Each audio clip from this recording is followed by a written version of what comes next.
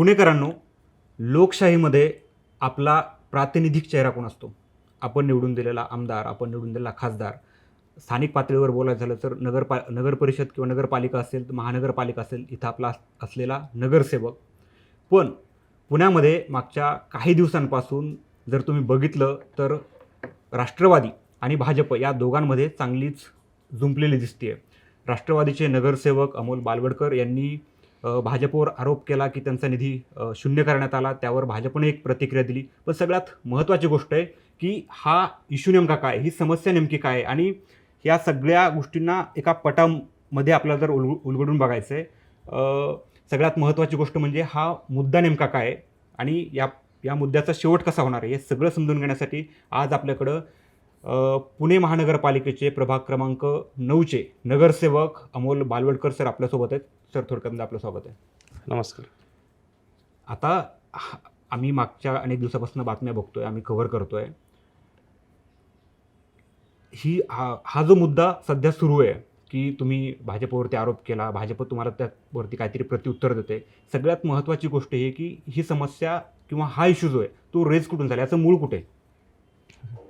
याचं मूळ तर तसं सर्वप्रथम 2019 मध्ये याचं मूळ आहे. कारण या मतदारसंघामध्ये एक लादलेला उमेदवार व्यक्ती या मतदारसंघामध्ये पोषक वातावरण म्हणून निवडून दिला आणि 19पासून 24 पासून आजपर्यंत खरं तर या मतदारसंघाला काही मिळालं नाही. कुठलं विकास काम मिळालं नाही, कुठल्या समस्या भागातल्या सुटल्या नाही, उलट समस्या वाढल्या. आणि एवढं होऊन सुद्धा माझ्यासारखा कार्यकर्ता काही जी कामं अनियमित कामं झालीत या भागामध्ये, जी काय एक तर आधीच कामं झाली नाही, जी कामं झाली ती अनियमित. त्यातलं फक्त एक पहिलं काम मी वाचलं, पाहिलं. त्या कामाची कोणी मागणी केली नाही, बळंच काम ते लादलं. 1.5 रुपयाचं काम उदाहरणार्थ 10 रुपयाला, 1.5 लाखाचं काम 10 लाख रुपयाला, म्हणजे अशी 4 कामं म्हणजे 40 लाख रुपयाला. आणि ते कामाची चौकशी व्हावी. पुणे महानगरपालिकेमध्ये मी सदस्य आहे. भागातील जनतेने, मायबाप जनतेने मला निवडून दिलं आहे. त्यांचे प्रश्न मी मांडले पाहिजे आणि सत्ताधाऱ्यांना प्रश्न विचारला पाहिजे. एकतर केंद्रामध्ये भारतीय जनता पक्ष आणि राष्ट्रवादी काँग्रेस पक्षाची युती आहे, राज्यामध्ये युती आहे. पुणे महानगरपालिकेमध्ये तेव्हा स्वर्गीय अजितदादांनी निर्णय घेतला होता की आपण वेगवेगळं लढायचं काही कारणाने. आणि वेगवेगळे लढल्यानंतर सुद्धा ती चर्चा चालू होती की युती होणार का नाही. पण स्वर्गीय अजितदादा पवार तेव्हा बोलत होते की बाबा आपल्याला विरोधी बाकावर बसले तर आपल्याला जास्तीत जास्त आपण पुणेकरांचे प्रश्न सोडू शकतो. त्यामुळे आम्ही राष्ट्रवादी काँग्रेस पक्ष पुणे शहरामध्ये विरोधी बाकावरती. मग आता विरोधी बाकावरच्या नगरसेवकांचं काम काय असतं की सत्ताधाऱ्यांना प्रश्न विचारा. मग सत्ताधारी कोण आहे? इथं भाजप आहे. मग आम्ही प्रश्न, संविधानिक प्रश्न विचारला, कायदेशीर प्रश्न विचारला, अधिकारातून मी नगरसेवक आहे त्या अधिकारातून प्रश्न विचारला, योग्य ठिकाणी प्रश्न विचारला. यात माझं काय चुकलं? स्थायी समितीमध्ये जी योग्य समिती आहे, जिथं सर्व आर्थिक व्यवहार तिथनं होतं, तिथं मी प्रश्न विचारला की हे काम याची चौकशी करा. मी कोणाचं नाव घेतलं नाही, त्या ठरावावरती कोणाचं नाव पण नाही, मी त्याबाबत कुठं प्रतिक्रिया पण दिली नव्हती. मी फक्त मागणी केली होती. एमएलए लॅडची जी स्थानिक आमदार विकास निधीमधून, आमदार विकास निधी प्रत्येक निधी तुम्ही असं म्हणताय की तुम्ही नाव नाही घेतलं कोणाचं, पण माहिती आहे की तिथे एखाद्या कामामध्ये अनियमितता झाली तर त्या कामामध्ये ते संबंधित आमदार असेलच असं पण नसतं ना. प्रत्येक काम या शहरामध्ये, देशामध्ये कुठल्या ना कुठल्या माध्यमातून होतात. कधी कधी प्रशासक चुकीचे असतील, कधी कधी स्थानिक ठेकेदार चुकीचं काम करू शकतात. ते पुढची गोष्ट आहे ना, ते सिद्ध तर व्हायला पाहिजे. पण प्रश्नच विचारले नाही पाहिजे तर ही लोकशाही नाही आहे आपल्या देशाची. तुम्ही आता असा उल्लेख केला की तिथं आमदारांनी काम नाही केलं है ना, पण सुरुवातीच्या काळात तर तुम्ही त्यांच्यासोबतच होता, ते तुमचे नेते होते. आता अचानक तुम्ही जेव्हा त्यांच्यासोबत नाही तेव्हा हे कसं काय गणित बिघडतंय?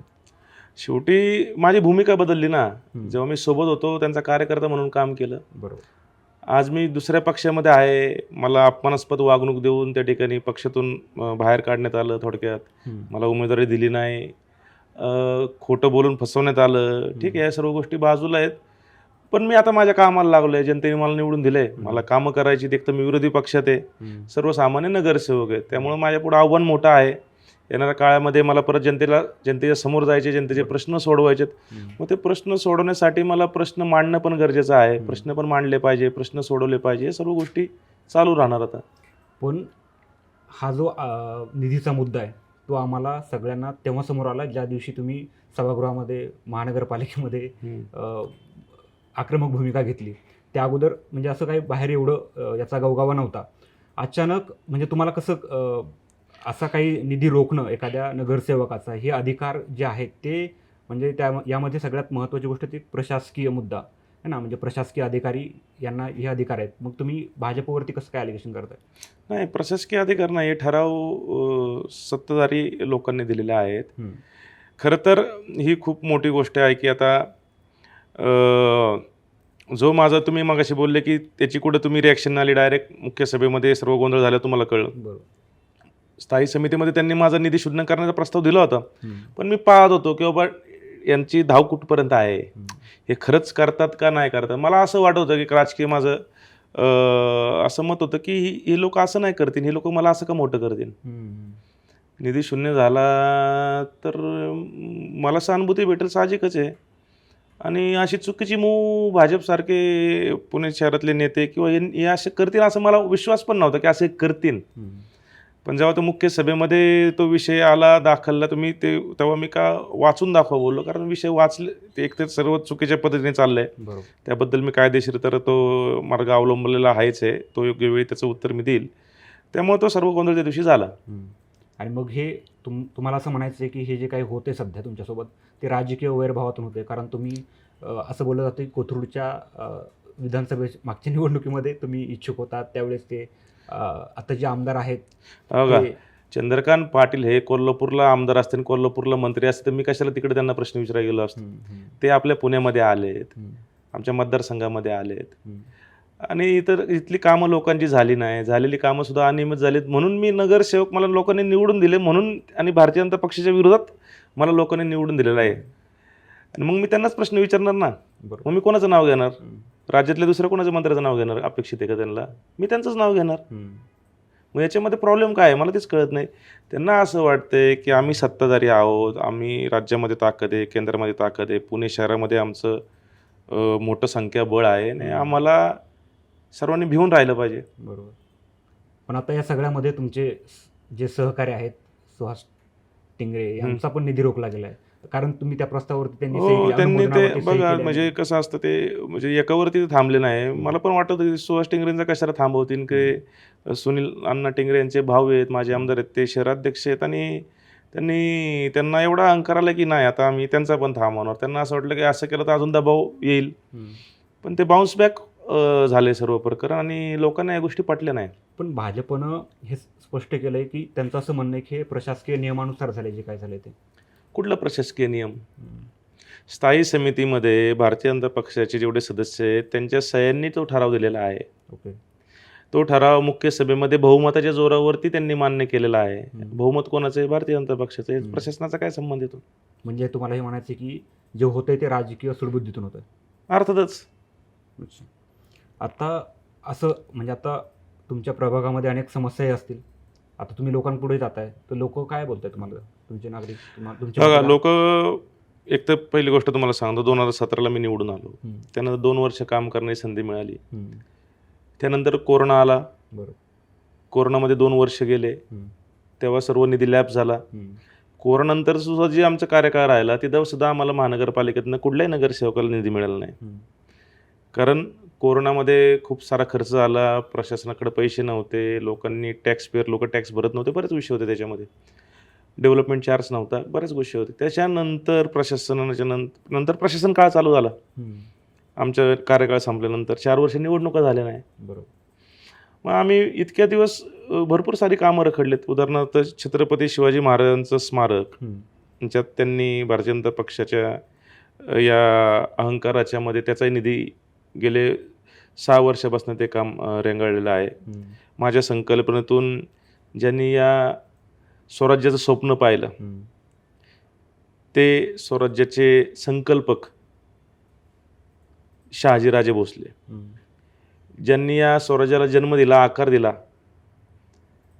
छत्रपती शिवरायांना जन्म दिला, त्या स्वराज्य जननी माझी जाऊसाहेब, ज्यांनी या स्वराज्याची स्थापना केली, या स्वराज्य संस्थापक छत्रपती शिवाजी महाराज, हे तिन्ही लोकांचं योगदान या महाराष्ट्रासाठी, या देशासाठी खूप महत्त्वाचं आहे. आणि ही 3 लोक खूप कमी काळ एकत्र राहिले. तर त्यांचा तुम्ही इतिहास वाचला तर शहाजीराजे आणि शिवाजीराजे खूप कमी काळ एकत्र त्यांना सहवास लाभलेला आहे. माझी जाऊ नित्य आपण घरामध्ये राहतो, आपण पूर्ण फॅमिली राहतो, आपण त्याची आपल्याला किंमत नाही, पण या लोकांनी जो त्याग केलेला आहे, जे समर्पण केलेलं आहे, त्याची किंमत आपल्याला माहीत नाही आहे. म्हणून माझ्या डोक्यामध्ये संकल्पना आली की या 3 लोकांचं योगदान खूप मोठं आहे. अर्थात संभाजीराजांचं पण योगदान महत्त्वाचं आहे, पण सर्वप्रथम या 3 लोकांचं, शहाजीराजांचं योगदान कुठंतरी थोडंसं मागं राहतं आहे, कारण त्यांनी सर्वात पहिलं स्वप्न स्वराज्याचं पाहिलेलं आहे. त्यामुळे त्यांना आपण प्रकाश झोतात आणलं पाहिजे, तरुणांना सांगितलं पाहिजे, ते दिसलं पाहिजे. मग त्यातून सर्वात चांगलं उदाहरण असतं की बाबा स्मारक. मग छत्रपती शहाजीराजे, माझी जाऊ आणि छत्रपती शिवाजीराजांचं एकत्रित स्मारक या महाराष्ट्रात, या देशात कुठंच नाही आहे. ते एकत्रित स्मारक बांधण्याचा मी त्या ठिकाणी प्रयत्न करतो आहे. जवळपास या 3 मूर्त्या आहेत, त्याला 60 लाख रुपये खर्च आहे. तो खर्च मी स्वतः स्पेंड करतो आहे, कारण मूर्त्यांचा खर्च आपल्याला स्वतःला करावा लागतो. पण जे बाकीचं स्ट्रक्चर आहे ते अपूर्ण आहे, आणि त्याला जो निधी होता तो आता भारतीय जनता पक्षाच्या या हिंदुत्ववादी म्हणतो आपण, छत्रपती शिवाजी महाराजांचं नाव घेऊन राजकारण करणाऱ्या या व्यक्तींना तोही दिसला नाही का, त्याचंही बजेट शून्य केलं. पण आता या राजकीय वादामध्ये किंवा काय म्हणतो त्याला आपण की राजकीय रस्सीखेच जी होतीये, त्यामध्ये जनतेचं काय, म्हणजे आता तुमच्या प्रभागातली जी लोक आहेत, जी जनता आहे, मतदार आहेत, त्यांची काय चूक आहे? त्यांना हा प्रश्न मी मी सत्ताधाऱ्यांना विचारला की बाबा ठीक आहे, तुमचा रोष माझ्यापर्यंत आहे इथपर्यंत ठीक आहे, पण मी जनतेतून निवडून आलेला प्रतिनिधी आहे, आणि आमच्या भागातले माझे जर तुम्ही विकास कामं पाहिले, त्याच्यामध्ये मैदानं आहे, उद्यानं आहे, छोटे छोटे गल्लीतले रस्ते आहे, स्ट्रीट लाईट आहे, ड्रेनेज लाईन आहे, स्वच्छतागृह आहे, स्मारक आता सांगितलं ते स्मारकाचा विषय आहे. त्यामुळं निश्चितपणे याचा प्रभाव त्यांच्यावरती होणार. पण मी या बाजूला दुसऱ्या बाजूने सांगतो की मला काय राष्ट्रवादी काँग्रेस पक्षाने किंवा सुनेत्रा वहिनी किंवा पारदानी वाऱ्यावर सोडलेलं नाही आहे. शेवटी या राज्याच्या त्या उपमुख्यमंत्री आहेत, आमच्या पक्षाच्या त्या अध्यक्ष आहेत, आणि या जिल्ह्याच्या त्या पालकमंत्रीसुद्धा आहेत. त्यामुळं जिल्हा नियोजन समिती असेल किंवा त्यांच्या विकास निधीतनं मी सर्व कामं निश्चितपणे पूर्ण करू शकतो. भाजपचे नेते असं म्हणतायत की आपली युती राज्यात आहे, पुणे महानगरपालिकेत नाही आहे. हो का? त्यांनी ज्या दिवशी जे केलं त्याचं समर्थन कोणीच करू शकत नाही. आणि भर सभागृहामध्ये एखाद्याच, खरं तर ते सभागृह नेते आहेत गणेशजी बिडकर, त्यांचं पहिलं ते संपूर्ण सभागृहाचे नेते आहेत, ते कुठल्या एका पक्षाचे नाही आहेत. आणि त्यांनी सर्व सभागृहाला एकत्र घेऊन काम पूर्ण करायचं असतं. आता जेव्हा मी हा प्रस्ताव दिला विकास निधीच्या बाबतीत चौकशी करा, एक उदाहरणार्थ पकडा, तर त्यांनी मला विश्वासात घेऊन बोलायला पाहिजे होतं. बरोबर. अमूल्य, काय तुझा विषय आहे, काय ह्या सर्व गोष्टी कशामुळे होतं, ते काय मी मदत करतो, ठीक आहे, ते पण चौकशी आपण करू, पण अजून काय लागले तर एक विश्वासाने जर या गोष्टी घेतल्या असत्या तर कदाचित एवढा विषय, आणि ठीक आहे इथपर्यंत तर पण ठीक आहे. त्यांनी तो प्रस्ताव जरी रिजेक्ट केला असताच त्यांनी, आणि तिथं तर थांबला असता तर एक वेळेस विषय पुढं गेला असता नसता गेला माहीत नाही. पण त्यांनी एका बाजूला तो प्रस्ताव रिजेक्ट केला आणि दुसऱ्या बाजूला माझं बजेट शून्य करण्याचा प्रस्ताव आणला, आणि तो मुख्य सभेमध्ये आणला. बरोबर. त्यामुळे हे प्रकरण खूप चिघळलेलं आहे. पण तुमची वर्तणूक जी आहे ती खूप अहंकारी आहे असं पण त्यांनी म्हटलं, आणि तुम्ही त्यांच्या वरिष्ठ नेत्यांना टार्गेट करताय, असं तुम्ही नाही करायला पाहिजे. मी मागाशी सांगितलं की चंद्रकांत पाटील हे आमच्या मतदारसंघाचे आमदार आहेत, राज्याचे कॅबिनेट मंत्री आहेत, त्यांच्या काही जबाबदाऱ्या आहेत, आणि मी विरोधी पक्षाचा नगरसेवक आहे. मी आता त्यांना असं वाटतं की मी त्यांचाच कार्यकर्ता आहे, त्यांच्या डोक्यात अजून गेलं नाही. त्यांनी लक्षात ठेवावं की बाबा अमोल होळकरचं तिकीट आपण कट केलेलं आहे ना, आता अमोल होळकर भाजपचा नाही, आता तो राष्ट्रवादी काँग्रेस पक्ष जो विरोधी बाकावरती बसलेला आहे. त्यामुळे कदाचित त्यांना ते पहिल्यानं माझ्या नम्र स्वभावाची सवय झालेली आहे. अमोल वालोडकर येतोय, नमस्कार करतोय, शांत बसतोय. त्यांना माहीत नाही की मी आता विरोधी पक्षामध्ये आहे. मला विरोधी पक्षाची भूमिका बजावावी लागणार आहे. पण एक काळ असा होता की तुम्ही ज्यांच्या विरोधात आवाज उठवताय म्हणजे मतदारसंघाचे आमदार चंद्रकांत पाटील, एक काळ हे तुमचे नेते होते. तुम्ही आत्ता त्यांच्या काय म्हणू त्यांना की त्यांच्या निधी वाटपामध्ये किंवा निधी खर्च करण्यामध्ये कुठेतरी अनियमितता झाली म्हणताय. तुम्हाला कोणत्या कामामध्ये त्यांच्या अनियमितता वाटते? हो का, एक तर त्यांनी कुठलीच कामं आमच्या मतदारसंघात केलेली नाही आणि काही कामं केली तर आम्हाला माहीत पण नाही. आम्हाला विचारूनही कुठली कामं केली नाही.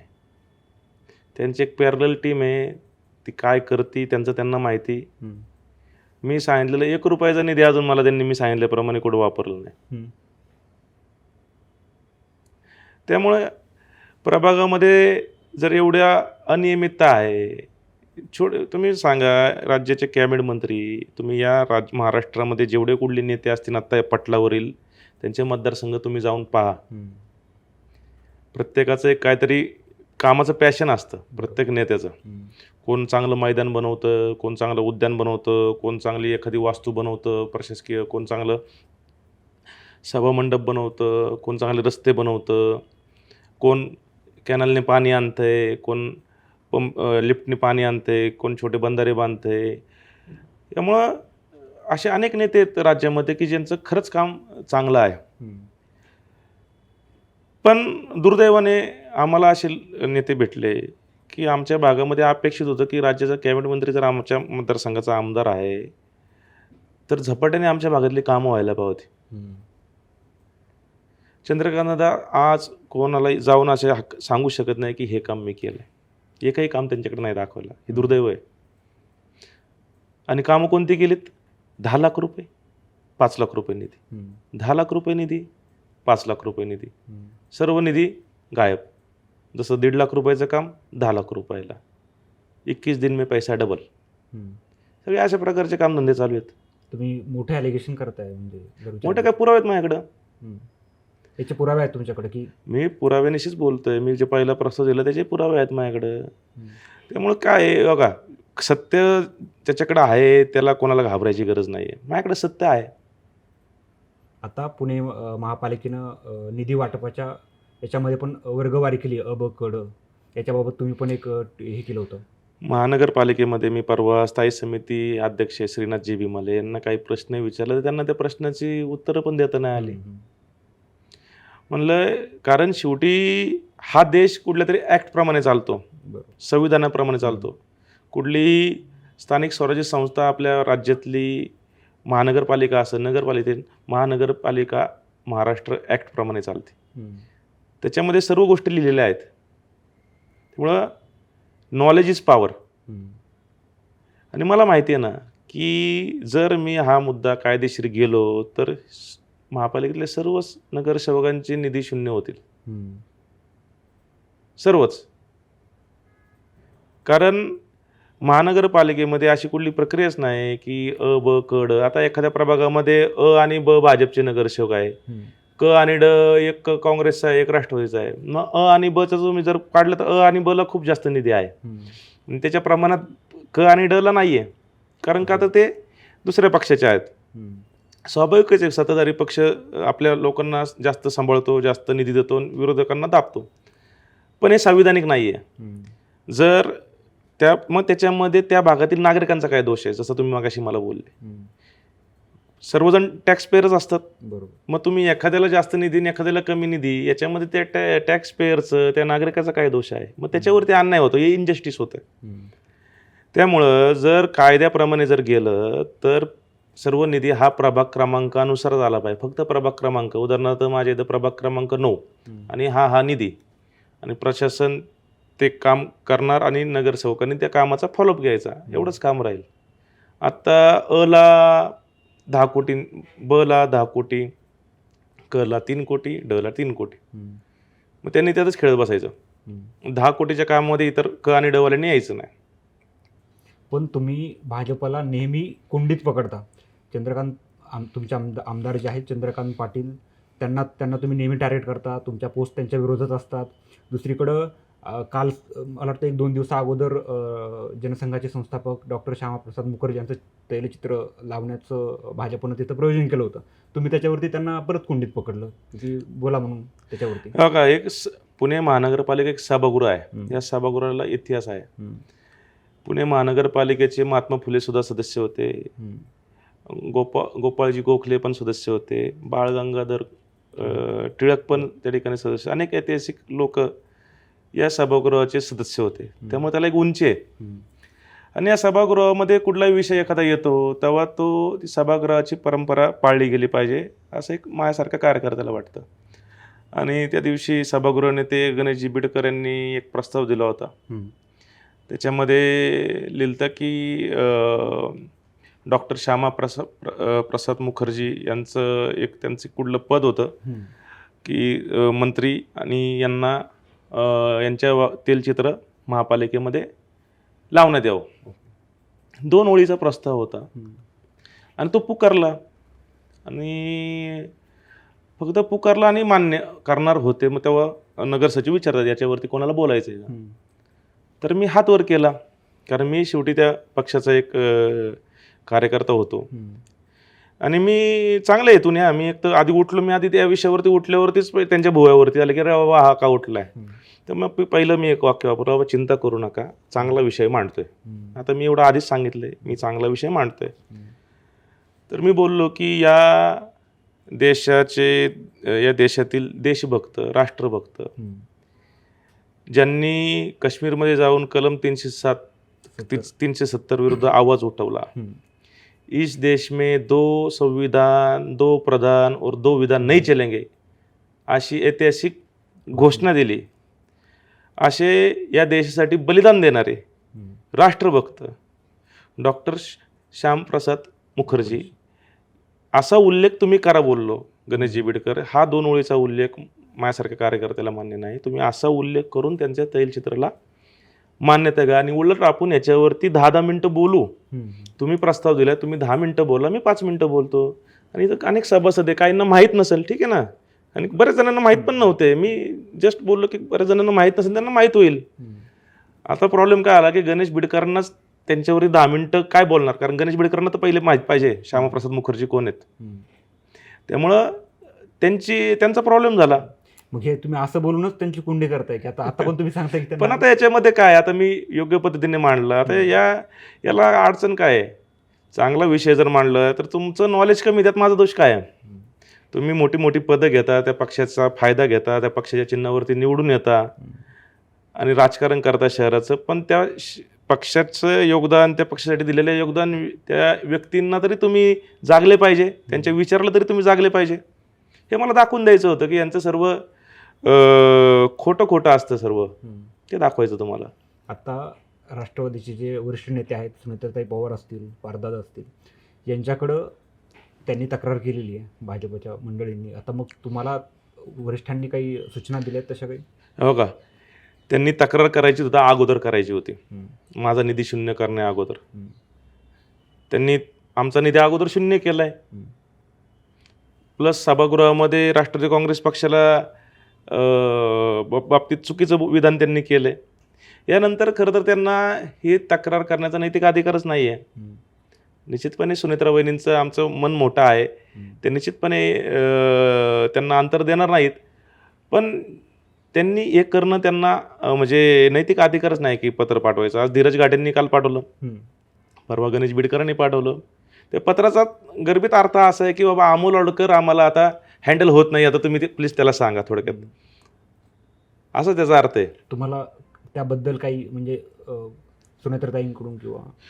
हो, आमचे शहराचे सर्व नेते आहेत. परवा आम्ही सर्वांनी निषेध आंदोलन केलं, काल पण आम्ही सर्वांनी काळ्या फिती बांधल्या, आणि सुनेत्रा वहिनींना हा विषयाची कल्पना आम्ही दिलेली आहे. त्यांनी देवेंद्रजी असतील, सुनेत्रा वहिनी असतील, कारण हा विषय पुणे शहर पातळीवरच्या नेत्यांचा आहे.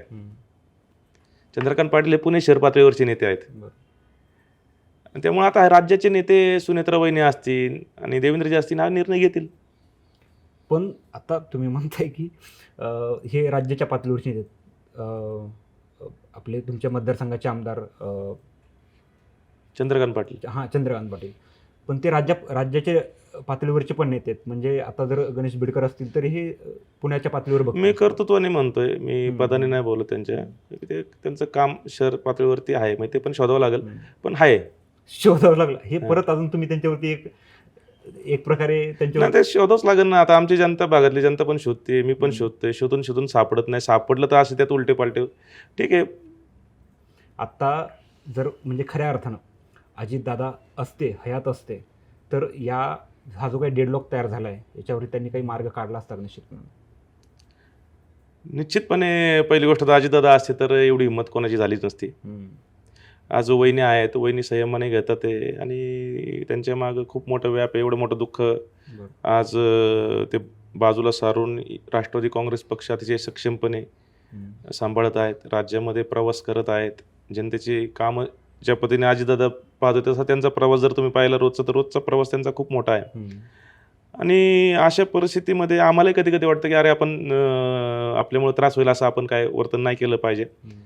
आणि निश्चितपणे दादा असते तर आज ही वेळ आलीच नसती. कदाचित दादांनी पण आमचे कान धरले असते.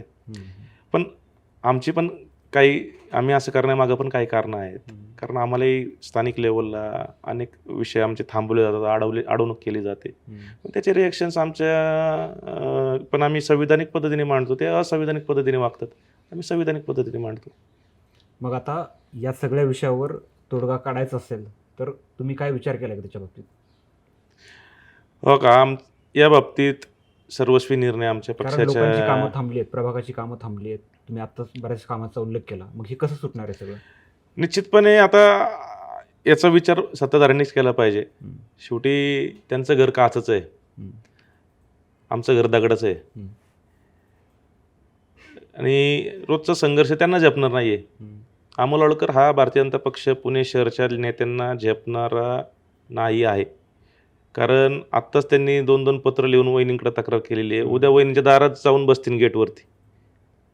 असे काही उद्योग यांचे जर मी उद्या बाहेर काढले तर यांना सुनेत्रा वहिनींच्या दारात जाऊन बसायला लागेल की अमोलला सांगा. या सगळ्या लढाईत तुमचा पक्ष, तुमचे नेते म्हणजे शहरातले पण आणि राज्य पातळीवरचे पण हे तुमच्यासोबत आहेत का? 100%. हा विषय पुणे शहर पातळीचा आहे. मी काय एवढा मोठा नेता नाही, मी नगरसेवक आहे. हा विषय शहर पातळीवरचा आहे. जेव्हा पत्र हे राज्य पातळीवरच्या नेत्यांपर्यंत पाठवलं, आता त्याची चूक बघा. एका बाजूला गणेशजी बिडकर काय बोलले की आता आपली युती राज्यामध्ये, पुणे शहरात आपली युती नाही, आणि दुसऱ्या दिवशी गणेशजी बिडकर पुण्यातला विषय राज्यामध्ये घेऊन जातात. आता ते स्वतः बोलले की पुण्यातला विषय पुण्यात, राज्यात पुण्यात आपली युती नाही, राज्यामध्ये आपली युती. मग पुण्यातला विषय तुम्ही राज्यात का घेऊन जाता? काल परत घाटेंनी परत पुण्यातला विषय राज्यात घेऊन गेले, वहिनींकडे घेऊन गेले, मग राज्यात घेऊन गेले. मग फक्त आता एवढे नगरसेवक आहेत, अमोल बालवडकर हा एक व्यक्ती, एक नगरसेवक, आणि त्यांचा सहकारी असणारा अजून एक नगरसेवक सुहास टिंगरे, आणि या दोघांचेच निधी का रोखले जातात? म्हणजे बघा, ते ॲक्च्युली या सर्व गोष्टीला चंद्रकांत पाटील यांचा अहंकार नडलेला आहे. कारण माझ्या विरोधात एखादा नगरसेवक असं पत्र कसं देऊ शकतो, अशी हिंमत कोण करू शकतो? आणि जर हिंमत केली तर त्याला सोडायचं नाही, असा अहंकार रूपी, जसं रावणाला त्या शक्तीचा अहंकार झालता तसा अहंकार होतो लोकांना. आणि हे पुणे शहर आहे, हे पुणे शहराला एक इतिहास आहे, त्या मातीला एक इतिहास आहे. शौर्य, त्याग, परंपरा, क्रांतिकारी शहर हे आहे. मुघलांच्या काळापासून, इंग्रजांच्या काळापासून या शहराने, या मातीने अनेक लोक ज्या स्वातंत्र्यासाठी लढले, या राज्यासाठी लढले, अनेक विचारवंत या पुणे शहरामध्ये होऊन गेले. त्यामुळं इथं एक बाय नेचर आपल्यामध्ये त्या गोष्टी आहेत की ज्या आपल्याला असं सांगतात की तुम्ही सत्याचा रस्ता सोडू नका, असत्याच्या विरोधात लढा, संघर्ष करा, आणि ते बाय नेचर आपण करतोय. तर पुणेकरांनो, अमोल बालवडकरांनी हा जो काही इश्यू आहे सध्या पुणे महानगरपालिकेत जे काही घडतंय, आपण दररोज बातम्यांतून बघतोय, यावर त्यांनी हा मुद्दा नेमका कुठून सुरू झाला आहे याचा मध्यभाग म्हणजे आपण त्याला मुख्य गाभा म्हणू की या विषय एवढा मोठा का वाढला, आणि शेवट हा की त्यांचा पक्ष या संपूर्ण लढाईत त्यांच्यासोबत आहे. त्यांचे सगळे कार्यकर्ते, जिल्हा पातळीवरची, शहर पातळीवरची पूर्ण संघटना त्यांच्यासोबत आहे, हे त्यांनी शेवटी सांगितले. आता निश्चितपणानं हा जो डेडलॉक आहे तो कशा पद्धतीनं मिटवता येईल हे निश्चितच पाहावं लागणार आहे. सर, तुम्ही आलात वेळात वेळ काढून, त्याबद्दल मी आमच्या सगळ्या थोडक्याच्या टीमकडनं तुमचे आभार व्यक्त करतो. येस, धन्यवाद. जय हिंद, जय महाराष्ट्र, जय राष्ट्रवादी.